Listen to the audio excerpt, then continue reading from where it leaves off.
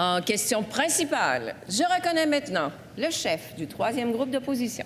Madame la Présidente, de nombreux experts sont venus à la conclusion que le projet TES Canada est un mauvais projet avec un mauvais modèle d'affaires tant sur le plan énergétique qu'économique. La chercheuse principale à la chaire de recherche de l'énergie du HEC Montréal, Joanne Whitmore, décrit le projet de la manière suivante, j'ouvre les guillemets, « une aberration énergétique contraire à la recherche d'efficacité dans la transformation de l'énergie en différentes formes ». TES Canada a déposé jeudi dernier un avis de projet au registre des évaluations environnementales. C'est une étape qui nous donne plus d'informations sur un projet qui, jusqu'ici, est loin d'être un exemple de transparence. Et ce qu'on apprend dans ce document, c'est que le modèle d'affaires du projet repose sur une revente d'électricité privée à Hydro-Québec pour assurer une logique, une rentabilité à ce projet-là. Les chercheurs Whitmore et Martin ont qualifié cela, j'ouvre les guillemets, d'inefficace et coûteux pour l'économie québécoise. Fin des guillemets. Mais en termes plus clairs, on est en train de parler de la privatisation tranquille d'Hydro-Québec. Ma question au premier ministre, est-ce qu'il souhaite vraiment que son legs, le legs de son gouvernement, ce soit d'avoir défait le legs de René Lévesque? Est-ce qu'il peut nous dire également, en toute transparence, quand il a obtenu le mandat électoral de privatiser Hydro-Québec? Moi, je n'ai jamais entendu quoi que ce soit en ce sens-là. La réponse du premier ministre. Madame la Présidente, il ne faut vraiment pas être gêné de la part du chef du PQ de poser cette question-là. Lui qui a déjà écrit qu'on devrait considérer de privatiser une partie d'Hydro-Québec. Quand même pas rien, là. Moi, là, jamais, il va être question de privatiser Hydro-Québec. Puis le legs de René Lévesque, là, c'est un des legs les plus importants.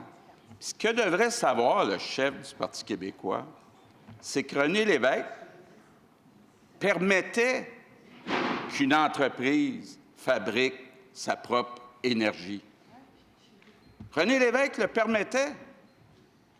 Donc, on ne change pas les façons de faire de René Lévesque.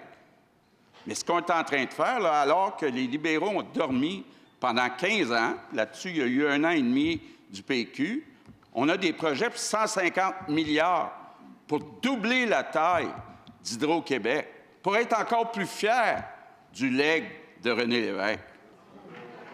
Vous connaissez la règle, pas de commentaires après les réponses. Et maintenant, première complémentaire. Ce que le premier ministre a dit, comme ça arrive trop souvent, malheureusement, c'est inexact. Il n'y a jamais été question ni de proposition de privatisation d'Hydro-Québec, surtout pas au Parti québécois. Mais c'est là que je lui renvoie la question. Lors des dernières élections, moi, je n'ai pas entendu parler d'Hydro-Québec du côté du premier ministre.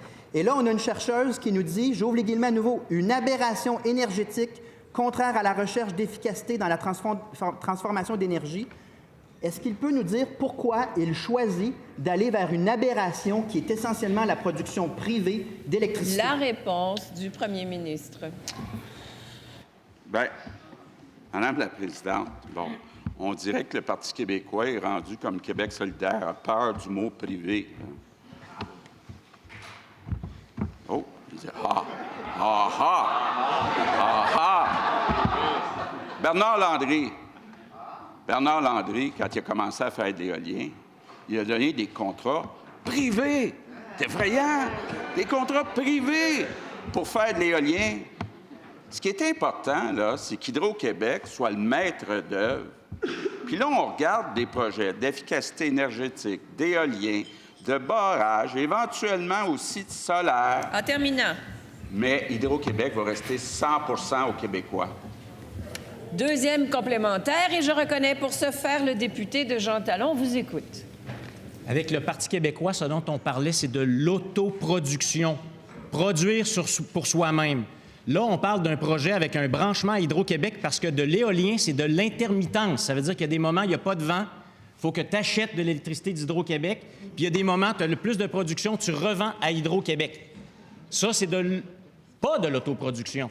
Ça s'appelle de la privatisation.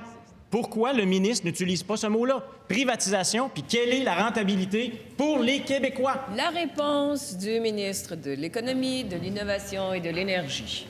Permettez-moi, Madame la Présidente, de corriger une autre inexactitude du chef du Parti québécois.